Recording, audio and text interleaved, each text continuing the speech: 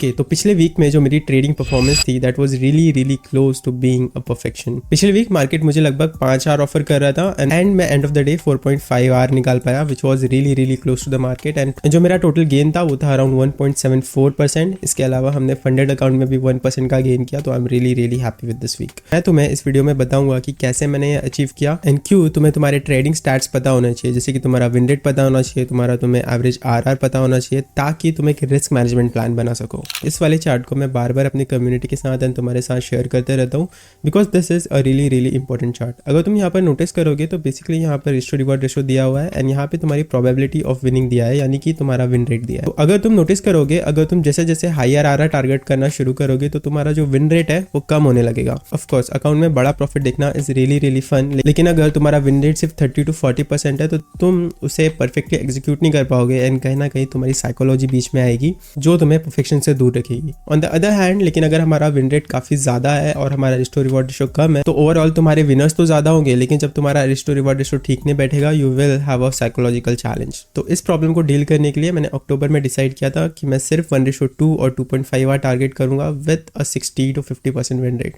तो करंटली जो मेरा विन रेट आ रहा है that is around 54% with around 1:2.5 R. And let me tell you guys why it is important to back test and know your stats. तो अगर तुम नोटिस करोगे तो ये एक शीट है जिसका मैं यूज करता हूँ अपना रिस्क मैनेजमेंट प्लान बनाने के लिए फॉर अ ट्रेडिंग अकाउंट। इस शीट में डाटा फिल करने के लिए तुम्हारे पास सबसे पहले दो चीज चाहिए, तुम्हारे पास तुम्हारा विन रेट चाहिए एंड तुम्हारा एवरेज आरआर चाहिए। जैसे कि मुझे लाइव ट्रेडिंग से और मेरा बैक टेस्ट करने के बाद मुझे पता है कि मेरा विन रेट अराउंड 62 से 65% के बीच आता है, लेकिन रियलिस्टिकली जब मैं उसे एग्जीक्यूट करता हूँ तो मेरा विन रेट घट के 54% हो जाता है because of course of human error. तो with 54% win rate and 1:2.5 our मैं इन नंबर्स को प्लग इन कर सकता हूँ अपने सिस्टम में एंड ये चेक कर सकता हूँ कि मेरा मैक्सिमम ड्रॉडाउन कितना जा सकता है, जैसे कि मैं करके बताता हूँ।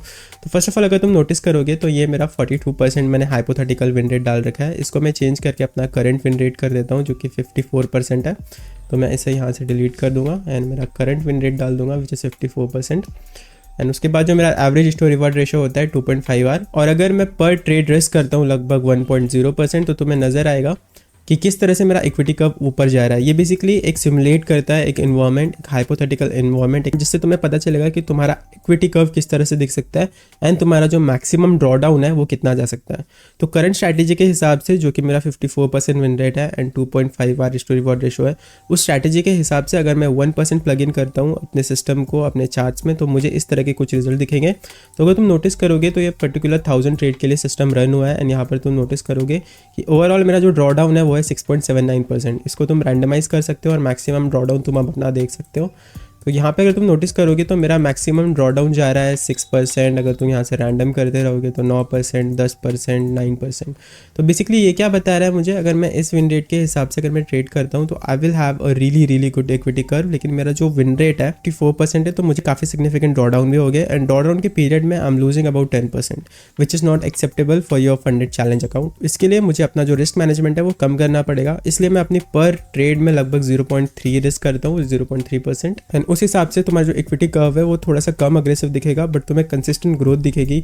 और अगर तुम नोटिस करोगे तो जो तुम्हारा मैक्सिमम ड्रॉडाउन है वो भी ज़्यादातर 5% के नीचे ही रह रहा है which is a really ideal condition, specially अगर तुम फंडेड अकाउंट्स को ट्रेड करते हो और अगर तुम फेज़ 1 और फेज़ 2 में हो।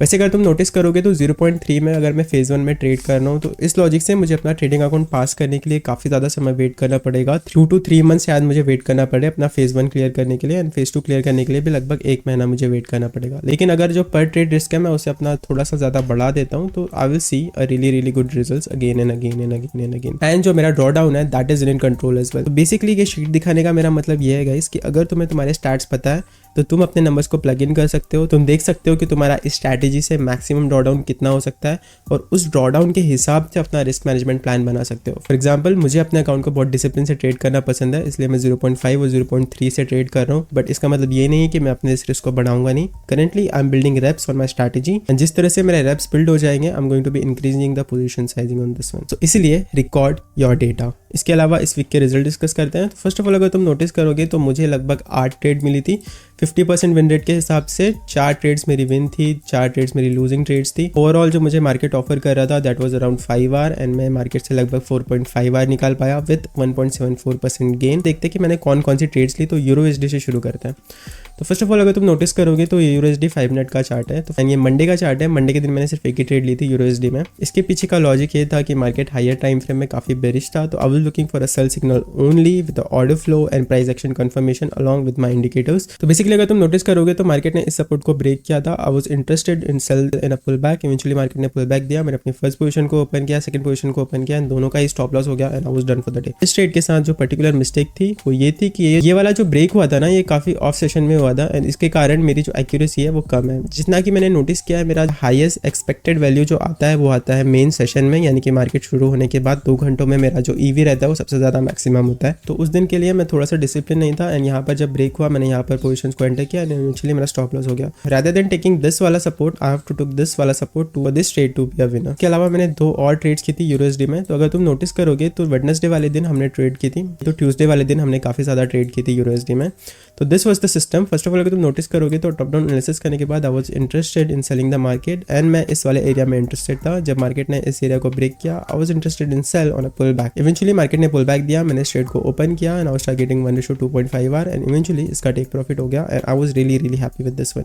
इसके अलावा ये 2 ट्रेड्स मार्केट ऑफर कर रहा था बट मैंने ये 2 ट्रेड्स नहीं ली थी बिकॉज मैं ऑलरेडी एक विनर को कैच कर चुका था, तो मैंने इन दोनों ट्रेड को स्किप किया। इसके अलावा फ्राइडे के दिन मार्केट ने फिर सीधा रैली हो गया and I was done for the day because मुझे यहाँ पर कोई सेटअप नहीं मिला। इसके अलावा जो ट्रेड्स हमें मिली वो थी जीबीपी यूएसडी में। जीबीपी यूएसडी इस वीक का काफी ज्यादा सिग्निफिकेंट प्रॉफिट लेके आया है। अगर तुम नोटिस करोगे तो फर्स्ट ऑफ ऑल मंडे के दिन मार्केट में कोई सेटअप नहीं था, ट्यूसडे के दिन भी मार्केट में कोई सेटअप नहीं था, बट वेडनेसडे के दिन हमें हमारी फर्स्ट ट्रेड मिली। First of all top down analysis करने के बाद मैं इस लेवल पर इंटरेस्टेड था। मार्केट ने इस लेवल को ब्रेक किया, मैं ऑर्डर फ्लो को वॉच कर रहा था एंड मार्केट में काफी ज्यादा सेलर्स आ रहे थे, तो I was looking for sale and eventually market ने मुझे एंट्री दी एंड मेरे 2.5 आवर का टेक प्रॉफिट हो गया। सेम सेटअप मैंने दूसरे दिन लिया था जीबीपी यूएसडी में। अगेन टॉप डाउन एनालिसिस करने के बाद मैं इस लेवल पे इंटरेस्टेड था, मैं ऑर्डर फ्लो वॉच कर रहा था, मार्केट में काफी ज्यादा सेलर्स आ रहे थे एंड जब मार्केट ने पुल बैक दिया मैंने इस ट्रेड को एंटर किया। I was targeting 2.5 R with this one, eventually इसका भी टेक प्रॉफिट हो गया। एंड ये वाली जो ट्रेड है, ये वाली ट्रेड अगेन मैं ये वाला विनर ले चुका था, तो मैंने ये वाली ट्रेड को अवॉइड किया था, बट मुझे ये ट्रेड लेना चाहिए था प्रिंसिपल के हिसाब से, जो कि मैंने नहीं ली।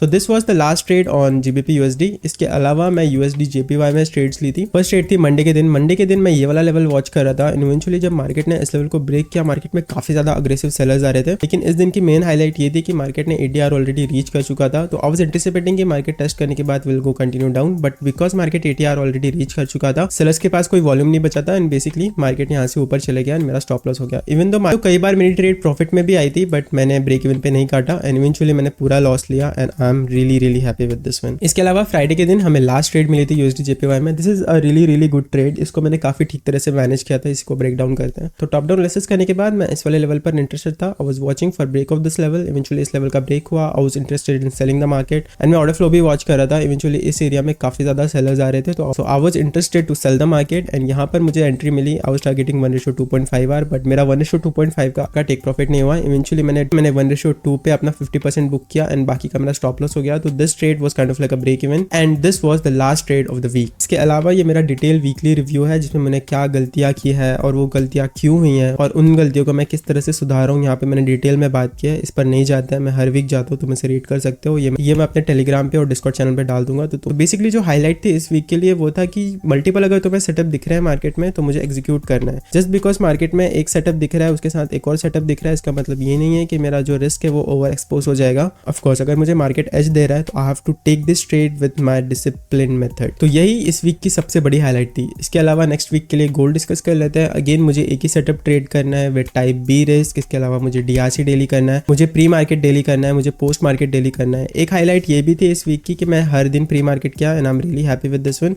बट मैंने हर दिन पोस्ट मार्केट नहीं किया which is really bad and not a professional behaviour. तो नेक्स्ट वीक के लिए जो मेरा नंबर 1 गोल है कि मुझे रोज पोस्ट मार्केट एनालिसिस करना है एट एनी कॉस्ट। तो यार that is it for the video. बाकी रिसेंटली मैंने एक वीडियो बनाया जिसे तुम यहाँ से देख सकते हो एंड अपने रिस्क मैनेजमेंट को किस तरह से डिस्ट्रीब्यूट करना है उस पर भी एक डिटेल वीडियो बनाया जिसे तुम यहाँ से देख सकते हो। So that is it for the video. I will C you.